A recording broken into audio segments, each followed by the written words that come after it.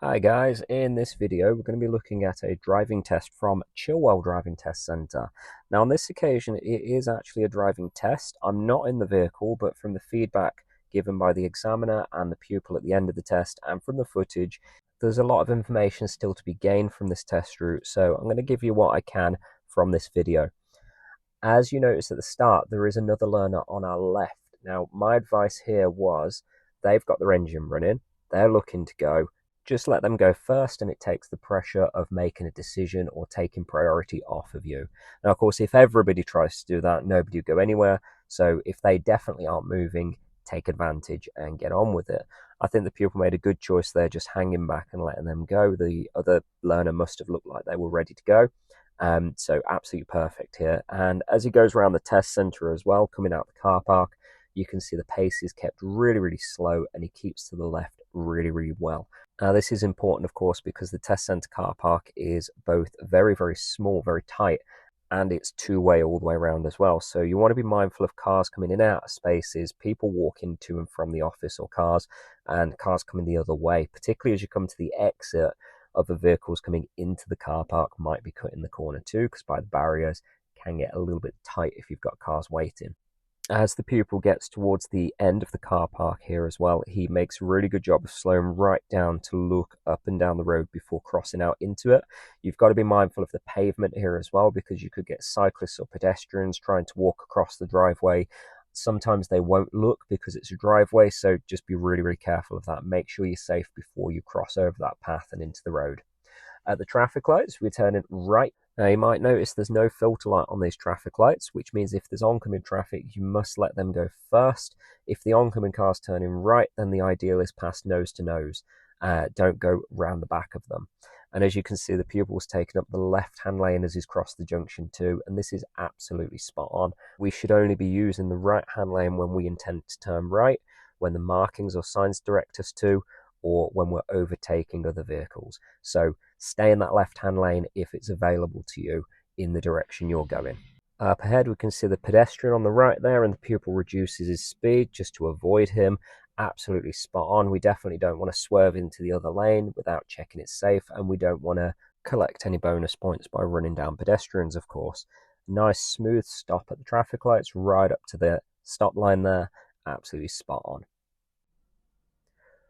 While we're waiting at those traffic lights, make sure you're looking around, keeping an eye on the environment around you, so when those lights change, firstly, you're aware of that and you can get moving, and secondly, you know what's going on that might affect you as you start moving off. The pupil does a really nice job at this second set of lights keeping to the left here, because the markings do disappear as you go across the junction, and I find that some of my learners lean over into the middle of these two lanes as they come across there. So make sure you're aiming for that left-hand curb as you go across that second set of lights, and also make sure you're covering the right-hand mirror as you do that, just so you know if anyone's trying to get around you as you approach the merging lanes there. Got a reminder there about it being a 30 zone and a speed camera there as well. Very carefully speed there. You can see the pupil hovering at about 26 miles an hour here, which is absolutely ideal for this. I'm really happy with that speed. We've got a few driveways, we've got oncoming cars, so we don't want to be going a full 30. We want to keep slightly under that, just so we've got a little bit of give if we need it. Just up ahead, you'll see the markings spreading the lanes out. We want to keep on the right at this section, and then we've got the speed change either side there saying up to 40. You notice the middle section of the road here, there's diagonal lines, hatched markings. We don't want to be in that section until it ends. Then it becomes an open lane, and you can see the pupil really nicely into that left-hand lane as soon as he passes those markings. Now remember, if you do stay in that right-hand lane, it should be to turn right or to overtake, because there's nothing in front of him. There's no reason to be in that right-hand lane. So moving straight into the left-hand lane there was the correct thing to do.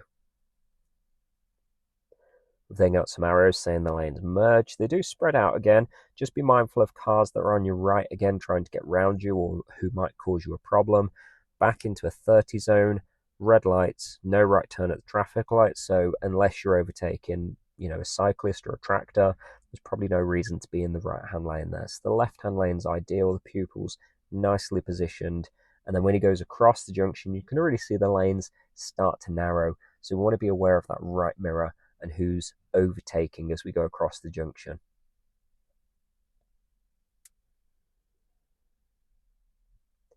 As always, keep those eyes moving, watch the cars from the sides, watch for pedestrians, watch for cars behind as well. So when you move off, you're fully aware of what's going on around you and you can plan your journey to make it as safe and as smooth as possible. It's a nice position there just behind the green car, letting that car slip in with a good following distance. There doesn't seem to be anything on the right of him trying to get round, so the pupil does a good job keeping up with that car there. Absolutely spot on.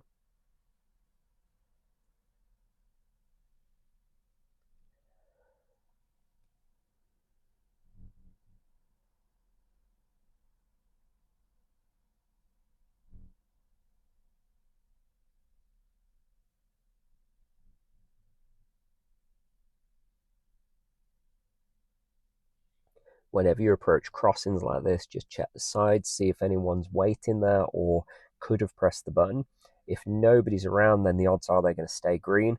If there's somebody nearby who looks like they may have just crossed the road or are waiting to cross the road or intend to cross the road, then just be mindful those lights could change at any point. So be defensive as you approach if that's the circumstance.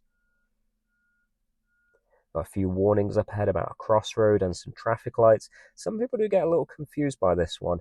The lights are separate to the crossroad, so it's not a traffic light junction, it's just a crossing. So the crossroad itself is giveways. Don't get too muddled by that. I've had pupils stop before the crossroad when the lights are red, thinking that it applies to the crossroad rather than just the crossing itself. So look for the road markings, look for the position of the first traffic light, and use that information to make your decision.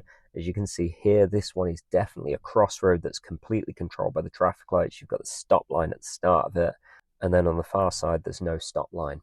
We've also got lanes merging, so again, covering the right mirror, and just watching out for anyone who might be chancing it to get around you. Being a learner, you're quite vulnerable to people wanting to overtake because people expect you to be quite slow. So yeah, just keep an eye on those mirrors and watch out for people trying to make that push.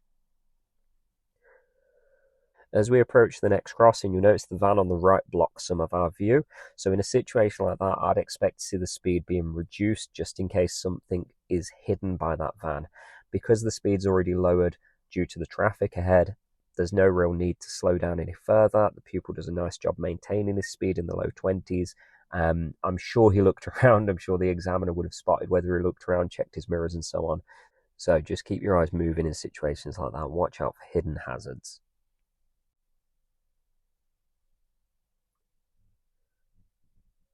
Another pedestrian crossing, which we can see is clear, so there's no need to worry at that point. And then as we come around the bend, the road's going to split into two, and we've got a set of traffic lights. We've got a nice warning sign there as well, helping us out. Again, sticking in that left-hand lane is the ideal, unless, of course, you're turning right or overtaking. In that case, the right-hand lane's absolutely fine. The lanes do merge just after the traffic lights, and we get a speed change of 40, so the examiners expect you to be looking around on those mirrors, noticing the speed limit, and just watching out for anyone who might try and overtake again. Anytime these lanes merge, cover your mirrors and be prepared for that one last person who will chance it through. Another pedestrian crossing. You can see on the right there is a person walking by, but they don't seem to show any interest in the crossing, so no worries at that one. Again, if they look like they pressed the button or they're looking around like they're looking for a gap, just be mindful those lights could change at any point. And we're coming up to the end of the road here. Two sets of traffic lights at the end of this one. So the first set is straight only, and the second set you can use the left lane to go left or right. This is where my pupil is going to pick up his first fault for his response to traffic signs or signals. And if you notice the markings, there is a cycle box there. The pupil stops with his front end in the cycle box, and of course that is an area reserved for cyclists, so ideally we want to keep that clear.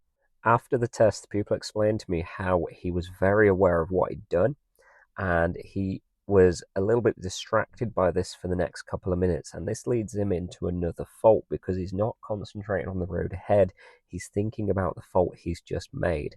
And it shows how quickly one minor fault or driver fault can lead into a kind of spiral or snowball effect and cause us to then commit a serious fault which costs us the test. So if you make a mistake like this, the best thing is ignore it, move on. You can't change what you've done, so there's no point dwelling on it. You can't change what the examiner's marked it as, so move on and just do the best with what's next, because that can have an impact on how the examiner records it.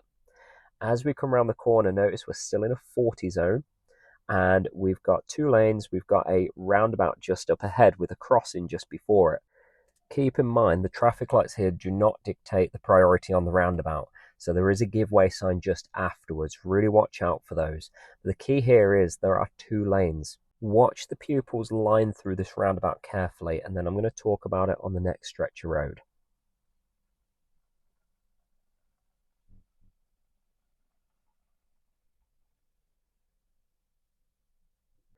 Did you notice how the pupil entered in the left-hand lane, then he was in the right-hand lane, and then ended up on the left-hand lane again? You can always skip back and watch that again. Now, that should be a serious fault by rights because he's not following his lane discipline correctly. If there was a car on the right, that would be an absolute dangerous fault, no recovery.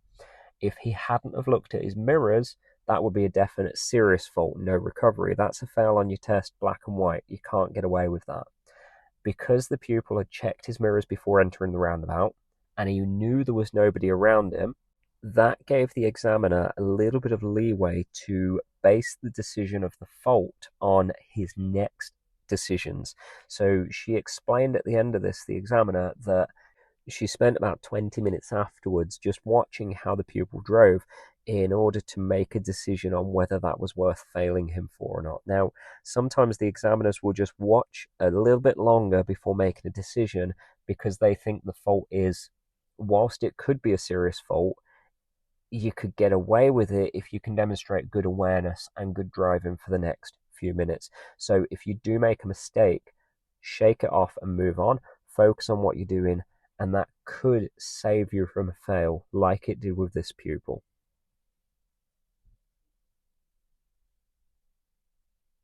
This side road's very, very tight, and of course we've got the parked cars on either side, so you can see the pupil's speed there dropping below 10 as he came in. Absolutely perfect that was. And that's how we should approach any of these tight side roads. If you can't see a clear path in, go in nice and slowly and nice and defensively, and that way if anything's in there that stops you from carrying on, you're already prepared for the stop. You're not coming in on the accelerator and coming in too quickly to deal with that. As you go through roads like this as well, lots of mirror use, keeping the speed nice and low, because if someone comes the other way, we're going to have to negotiate the space with them. So the pupil's done enough of a job for the pupil not only to not record a fault, but also to not record that roundabout fault as a serious one. Pulling up on the left here, you can see the pupil keeping clear of the driveways. That's absolutely what we want to do. If the examiner says don't worry about the driveways, then you can block a driveway. They normally want you to block a driveway in that situation for a particular reason, normally an angle start. But normally, don't go up the curbs and don't block driveways. Make sure you're not opposite any parked cars as well, so you don't block the road. You see the pupil holding back just to let these vans come through. That's absolutely perfect. If you're not sure about the space ahead, do what this lad's done. Hold back behind the car. He's got a good amount of room between him and the parked car, so he can swing out quite nicely.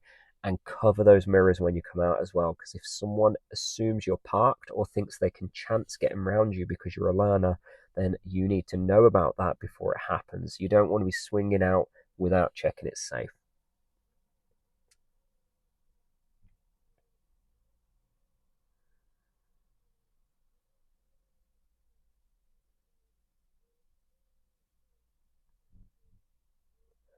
At the end of this road, we're going to be taking a right turn, and this junction is quite a difficult one. You've got to get right up to the end of it to be able to see both directions. It's quite a fast road as well. Considering it's 30, people often do a little bit more than that from the left, especially because it's downhill. So be very mindful of that as you're pulling out. Pupil again, really patiently at the end, just waiting for his gap before pulling out. When you do pull out of this junction as well, keep in mind it's a main road, it's 30 miles an hour, so we want to get up to speed nice and swiftly, and the pupil does a really nice job of that too. This cemetery on the left, Beeston Cemetery, just so people know, that is the dead centre of Beeston. We're going to be turning left as well at the end of the cemetery there, just where the black car's coming out. Again, a really tight corner, just like we said earlier. Really bring that speed down. You can see the pupil dropping right down to 10 miles an hour there before taking the corner, and that's absolutely perfect. He's going to pull up behind this car, which is the angle start I mentioned earlier, where the examiner will say pull up behind a parked car, and then they'll ask you to move on again. So they want about a car length of space between you and the parked car. They want to see your blind spot checks, and they want to see you pulling out nice and smoothly, giving that parked car plenty of room. They want to see a blind spot check, and they want to see you watching out for Sally coming up on your right as well. So the pupil does a nice job letting Sally pass before pulling out, making sure the road head's clear, and then just building his speed nice and smoothly for the road conditions. You can see him keeping it under 20 at this point, which is absolutely fine. We've got the lorry blocking our view, so we don't know what's coming the other way. We're kind of relying on Sally ahead there to clear the path for us, but we can't always depend on other people to do that. So yeah, just really, really good pace down there. Pulling up on the right here, he's been asked to do a right reverse. A lot of people say they really, really want this maneuver and then absolutely make a hash of it. So be very careful if you get this maneuver. You can see the pupil's got right up to the curb, got the car nice and straight, and that allows him to come back in a nice straight line without having to make any adjustments. So your start position when you pull up, it's really important to try and get that right because it makes the rest of the maneuver so much simpler. When you do reverse, lots and lots of shoulder checks. Keep the car nice and slow. Remember, you're looking for cars behind on the left side, cars ahead of you, pedestrians on the right hand side, and driveways as well. So you want to be scanning up and down that road as you move in the car. The examiners will fail you if you don't look over your shoulders enough, and they will fail you if you move back too quickly as well. So take your time and look around plenty.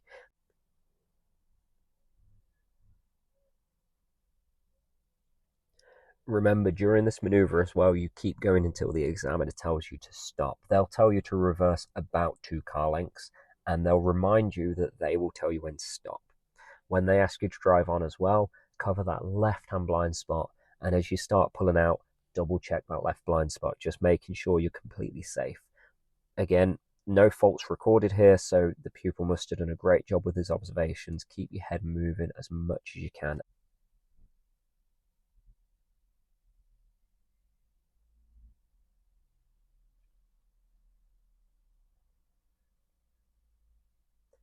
Note the oncoming car as we approach here and see how the pupils just easing back to let them through.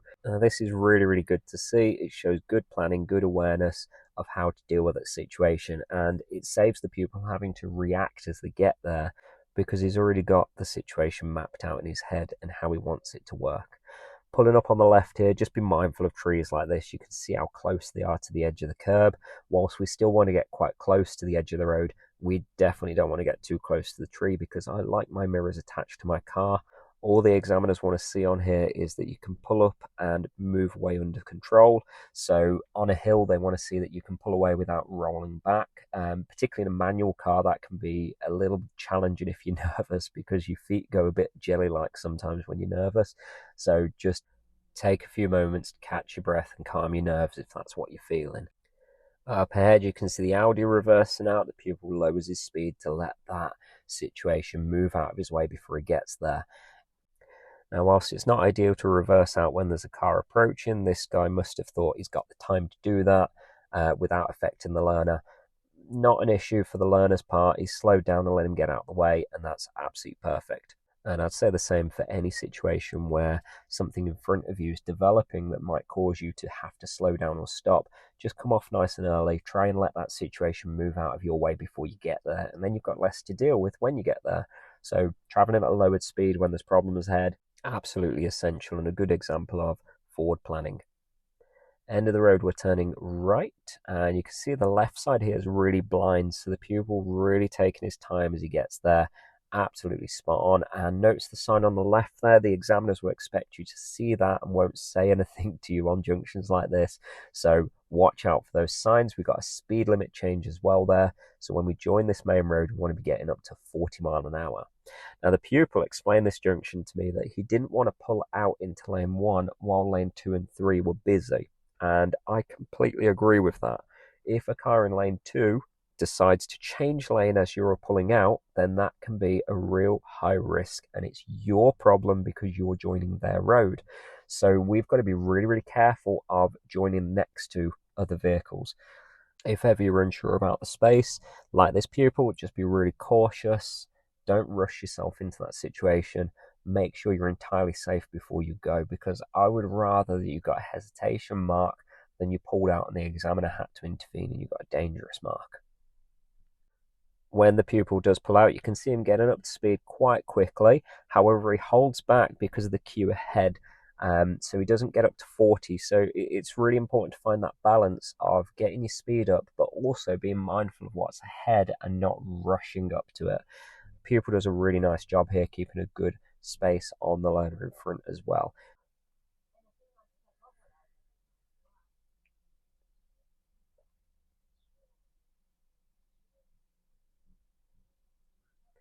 Don't forget your mirrors when you're moving away, because you want to know who's behind you and who's overtaking you. So if you do need to change lanes, you're already prepared for that.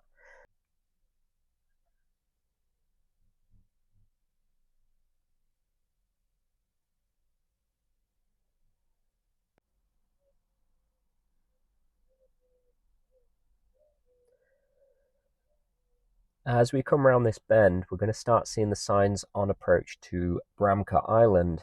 And the pupil is going to be going straight ahead towards Derby.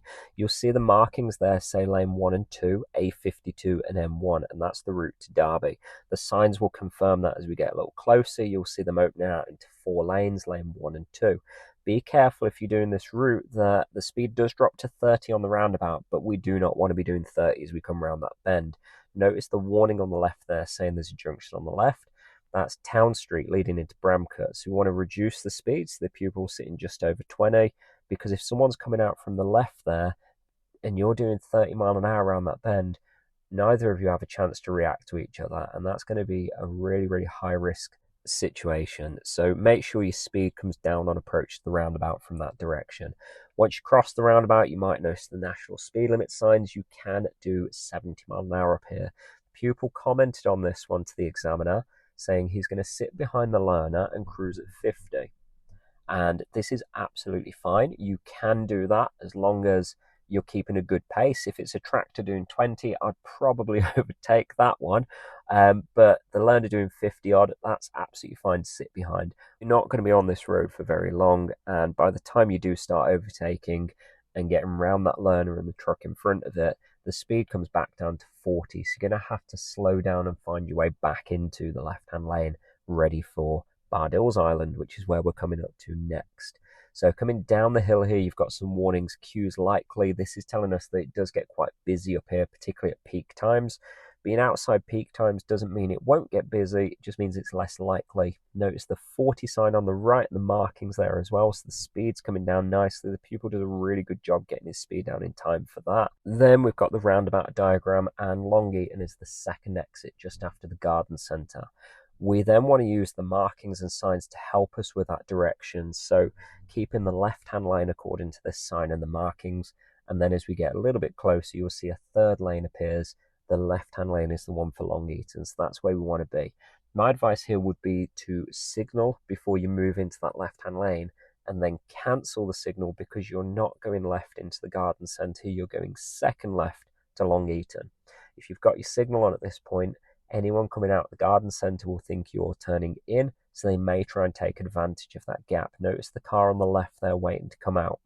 So what we do by not having the signal on is we don't mislead them into thinking that there's an opportunity to go. If you do have your signal on and there's someone there, that will go down as a serious fault. If they react to that signal and try and pull out on you, that will go to a dangerous fault. So definitely don't put your signal there. As we're approaching these lights, they have been green for quite a while, and my advice is to be mindful they will change. At the point they do change, the pupil's close enough to commit. You already have to have made that decision to commit by that point. If you haven't done that, then you're going to end up panic reacting to the lights. The examiner records a speed fault here, and the pupil and me thought it was initially down to the 40 on the A52, but if you look at the pupil's speed down this section of road, you can see it creeps up to about 34 mile an hour just there. Now, this road is a 30 mile an hour limit, but a lot of pupils comment saying that all of the greenery around it makes them feel like it should be faster. And I agree, sometimes the roads can feel like they're faster than they actually are, or should be faster than they actually are. but we've got to watch out for those limits and go by what they actually are and what they tell us to do rather than what we feel like they do. So be very, very careful about those speed limits. Going downhill, especially here, the car can run away a little bit, so the pupil's keeping the speed down, keeping a good following space there. Absolutely flawless drive down this hill. We want to avoid that speed picking up as the car goes downhill by just gently squeezing on the brakes. Not braking so much that we slow down more than we need, but just slowing enough to keep the car below the limit. Any of these right turns as well, you can see a lot of oncoming cars. The pupils come up to that turn really, really smoothly, really gentle pause. You see the car flash there. This is absolutely spot on taking that turn, just taking advantage of that invite from the oncoming car. Do be careful that sometimes people will flash, and if you don't respond straight away, they'll change their mind. Now, of course, if they change their mind because of your delayed reaction and you're starting to move, that can cause an issue. Again, nice tight roads around here, so keeping the speed really low. You can see the pupil sitting around the 10-mile-an-hour mark as he comes into these little side roads, and that's absolutely spot on.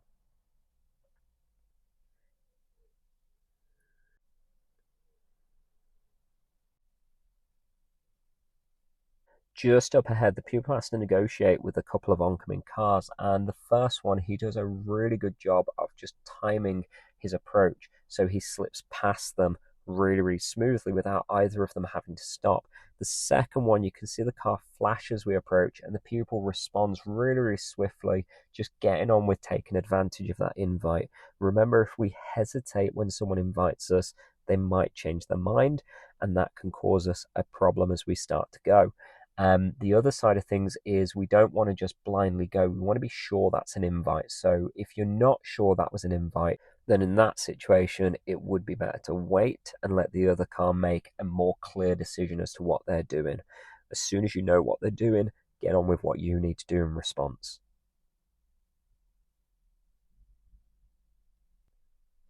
The pupil sat at these lights for about a minute, so I'm just going to trim that out so you don't have to just sit staring at the back of this Jag for a minute. If you do find yourself in a queue, just sit and relax. Take that time as a few moments to catch your breath, to catch your thoughts, and to let go of anything that's happened before. Remember, if you hang on to a mistake and start dwelling on it, as soon as you do that, you're distracting yourself from what's ahead. So let go of everything that's happened up to that point, and then focus on what's next. Probably the most important thing you can do on your test, because the most common thing that I find people fail for is dwelling on a mistake and then making a more serious mistake as a result of it.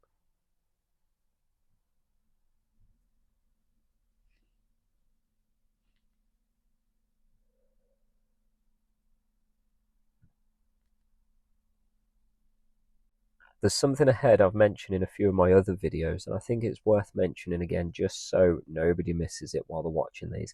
As we come around this bend, there is a 20-mile-an-hour sign on the left. However, it's on the other side of the fence. It doesn't apply to you, it applies to the road inside the barracks on the left there. Don't slow down to 20 mile an hour, keep it going, the road is still 30. So be really careful of the position of those road signs. Don't just see them and respond, make sure it actually applies to you before you respond to it.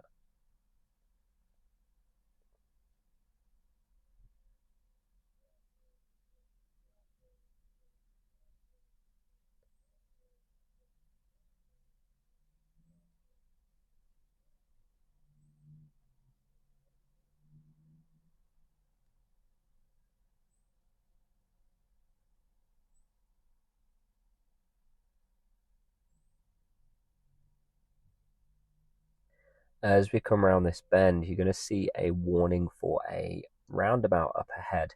Now, the route back here is right at the roundabout, left at the lights. And a few people get a little bit caught out of those lights. Let's deal with the roundabout first, though, of course. So on the roundabout, turn in right third exit, as you normally do. Give way to the right. Be mindful of your own path, and don't go up that lower curb where those white arrows are. Like the cars in front, we want to go completely around that lower curb. It's not for us, it's for large vehicles if they need it. As you leave the roundabout, knowing that we're going left, we're going to take up that left-hand position. You'll see it's a left-only lane, and that's because there's a filter lane on these traffic lights which comes on before the main lights change green. If you do get stopped here, make sure you're looking at the lights on the left side because you'll see that filter light. If you're looking at the ones on the right, you won't see the filter light, and as a result, you won't respond when it comes on, and then you'll fail your test. So watch the left-hand side when you're in a left-hand only lane. Up ahead, we're going to be turning right. You can see the learner in front of us has moved over. The pupil here is going to do exactly the same. And then we're going to be turning right at the traffic lights. There's a filter lane and filter light for this one. And as you can see, we're approaching with the filter on red, but the main light on green. This means you will be sat here for a couple of minutes. So I'm going to skip ahead as we get to these lights, just so we don't have to sit staring at the back of this car for another 2 minutes. As we go, just remember not to lean over to the left before you turn right. And then coming round towards the test centre entrance, remember it's a two-way car park and we want to be taking our time because we've got office workers, cars in and out through the day, and of course examiners and other learners. And the last thing you want to do as you come back into the test centre car park is throw it away by running over an examiner. So that brings this test video to an end. Well done to this young lad who passed his first attempt with just 3 driver faults. If you found this video useful in preparing for your own test, please like, share, subscribe, comment, and I'll keep them coming, of course. As we come round into the car park, the examiner does ask the pupil to park forwards in any parking space. The examiners will be clear that you are not being marked for how you park the car, so don't worry too much if you miss the bay or you misalign it. But of course, if you go straight through the end of the space into the hedges, you're going to fail your test. Make sure you park sensibly and under control, just to end off on a really positive note. Thank you again for watching. I hope this has been helpful. God bless you all.